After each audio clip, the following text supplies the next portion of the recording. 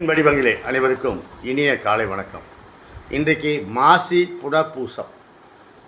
12 ஆழ்வார்களில் மிக முக்கியமாக எல்லோரும் மிக முக்கியமானவர்கள். அதிலே மன்னனாக இருந்து முடிதுறந்து வைணவத்திற்கு அருந்தொண்டாற்றிய குலசேகர ஆழ்வாருடைய பிறந்த நாள் இன்றைக்கு, அவதார நாள். இறைவனுடைய நேரடி அருளாசி பெற்று அவர் சார்பிலே இந்த மண்ணுக்கு வந்தவர்கள். இறைவனை பெருமாளின் கல்யாண குணங்களில் ஈடுபட்டு ஆழங்கால் பட்டவர்கள் இந்த ஆழ்வார் பெருமக்கள். இந்த 12 ஆழ்வார்களில் ஒருவர் குலசேகர ஆழ்வார். அவருடைய பிறந்த நாள், அவதார திருநாள் இன்றைக்கு. இவர் எங்கே பிறந்தார் என்றால், கேரள நாட்டிலே திருவஞ்சைக்களம் என்கிற ஒரு அழகிய புண்ணிய சேத்திரம். உங்களுக்கு தெரியும், சைவத்தில் திருவஞ்சைக்களத்தில் தான் சேரமான் பெருமாள் நாயனாரும் அங்கே சிவபெருமானும் சிவபெருமானுடைய அருளாசி பெற்று சுந்தரரும் அங்கிருந்து தான் நேரடியாக கைலாயத்துக்கு சென்றார்கள் என்பதையெல்லாம் நாம் அறிவோம்.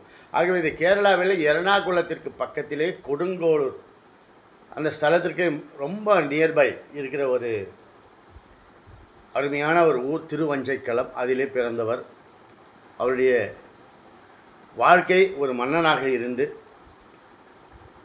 இறைபணி செய்வதற்காக வைணவத்திற்கு அவர் வந்து எவ்வளோ பெரிய சாதனைகள் செய்திருக்கிறார் என்பதையெல்லாம் உங்களுக்கு தெரியும்.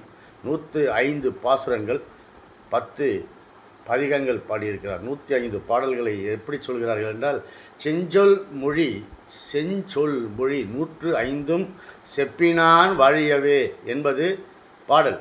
105 செஞ்சொல் மொழி 105 செப்பினான் வாழிய என்று குலசேகர ஆழ்வாரை பின்னால் வந்தவர்கள் பாடி அருளியிருக்கின்றார்கள். அவரே தன்னை கொங்கர்கோன்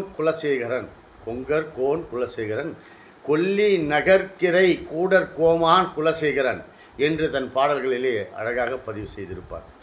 ஏறக்குறைய 105 பாடல்களில் நமக்கு ரொம்ப தெரிஞ்ச பாடல், செடியாய வல்வினைகள் தீர்க்கும் நெடுமாலே திருவேங்கடவா நின் திருக்கோவிலில் அடியாரும் வானவரும் அரம்பையரும் கிடந்தியங்கும் படியாய் கிடந்து உன் பவளாய் காண்பேனே என்று பெருமாளை பார்த்து பாடுகிறார். திருப்பதியிலே நான் மீனாக, கொக்காக, நாரையாக, ஒரு குளமாக, ஒரு மரமாக, ஒரு பாதையாக எப்படியெல்லாம் பிறக்க வேண்டும் என்று நினைத்தேன். ஆனால் இறைவா, உனக்கு நேரடியாக உன் பவளவாயை பார்த்து கொண்டு ஒரு படிக்கட்டாக இருக்கணும். ஏன்னா எல்லாரும் என் படிக்கட்டு மேலே ஏறி என்னை மிதிச்சுக்கின்னு உள்ளே போகணும், உன்னை பார்க்கணும். அந்த பாக்கியத்தை எனக்கு கொடுன்னு கேட்குறார். கடைசியில் ஏதேனும் ஆவேனும் திருவேங்கடமலையில் என்ற சுனையாக இருக்குன்னு நினைக்கிறாரு, ஒரு பூவாக இருக்குன்னு நினைக்கிறாரு, மேகமாக இருக்குன்னு நினைக்கிறார். எங்கே? திருவேங்கடத்தான திருமலையிலே. அவருக்கு சித்திரக்கூடம் என்று சொல்லப்படுகிற சிதம்பரம் வைணவ திவ்ய தேசம்.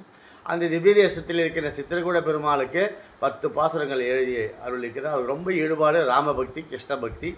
குறிப்பாக திருவேங்கடமலையை பற்றி அவர் எழுதிய பாடல்கள் தான் மக்களிடத்திலே ரொம்ப நெஞ்சில் ஆழமாக பதிந்திருக்கின்ற ஒரு அழகான பாசுரம். அதே மாதிரி, மண்ணு புகழ் கோசலையின் தன் மணிவயிறு வாய்த்தவனே என்னுடைய இன்னமுதே ராகவனே தாளேரோ என்கிற அந்த தாலாட்டு பாடல் பாடாத வைணவ குழந்தைகள் கூட இருக்காது. ஏனென்றால் மண்ணு புகழ் கோசலையின் தன் மணிவயிறு வாய்த்தவனே என்கிற அந்த பாடல் மிகவும் பிரசித்த பாசுரம். ஆகவே குலசேகர ஆழ்வாருடைய வாழ்க்கையை பார்த்தீர்கள் என்றால், அவர் மன்னனாக இருக்கின்ற போது வைணவ அடியார்களை அதிகமாக ஆதரித்து விட்டார் என்று பலருக்கும் பொறாமை. அதில் சில அமைச்சர்கள் ஒன்று கூடி, ஐயா, அவர் மன்னனத்தில் புகார் சொல்கிறார்கள். ஐயா, சில வைணவ அடியார்கள் யாரோ ஒருவர் சாமி மேலே இருந்த அந்த வைர நவ மணிகள் புதிந்த விலை உயர்ந்த அந்த நவரத்ன மாலையை எடுத்து திருடி கொண்டு போய்விட்டார்கள் என்று ஒரு குற்றம் சாட்டுகிறார்கள். அப்போது மன்னன் என்ன சொல்கிறார், வைணவ அடியார்கள் அதை செய்ய மாட்டார்கள், செய்திருக்க மாட்டார்கள். அப்படி அவர்கள் செய்திருந்தால் நானே தண்டனை அனுபவிக்கிறேன் என்று அவர் என்ன செய்கிறார், ஒரு பெரிய பானை, அந்த பானை உள்ள நிறைய விஷ நாகங்கள் உள்ளே விட்டுட்டாங்க. அந்த பானை உள்ள விஷ நாகங்கள் உள்ள பாம்புகள் உள்ள அந்த குடத்தில் நான் கையை விட்றேன். அந்த வைணவடிகள் தப்பு பண்ணியிருந்தாங்கன்னா அந்த பாம்பு என்னை கடிக்கிட்டோம், அவங்க தப்பு பண்ணனா அந்த பாம்பு என்னை கடிக்கக்கூடாது என்று கையை விட்டார். எந்த பாம்பும் அவர் கடிக்கலை. அது வரலாறு சார்.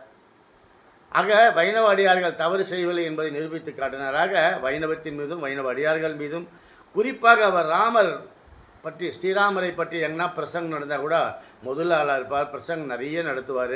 ராமாயண கதைகளை நிறைய நாடு முழுக்க அவர் நடத்தியிருக்கிறார். அப்படி ஒரு முறை அந்த பிரசங்கியார் நிறைய பிரசங்கியார் கூப்பிட்டு ராமாயணம் நடத்துவாராம்.